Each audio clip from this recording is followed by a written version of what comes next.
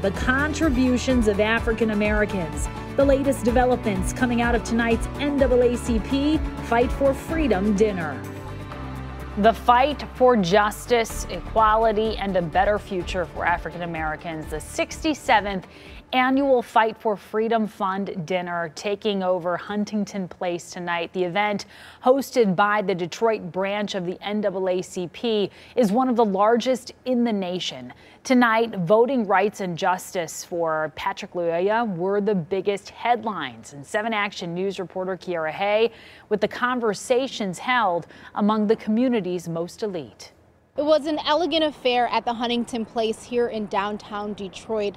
Lawmakers and local activists gathered to not only acknowledge and celebrate the progress of Black leaders in this country, but also to call for action that there's still more work that needs to be done. A red carpet leads the way to the 67th annual Fight for Freedom dinner. Tonight is a celebration,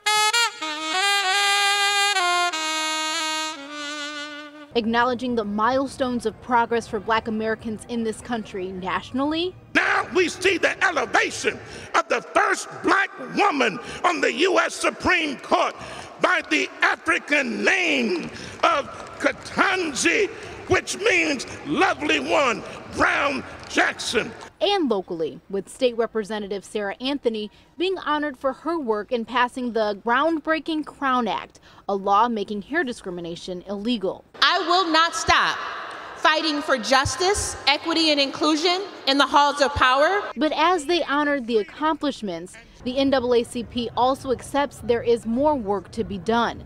The theme of tonight's dinner is freedom is expensive, but tyranny is unaffordable. We will continue to demand justice and fairness from every police department in the state as we witness another execution-style murder of a Black man named Patrick Lyoya in Grand Rapids, Michigan, or Amir Locke, or George Floyd in Minneapolis, Minnesota.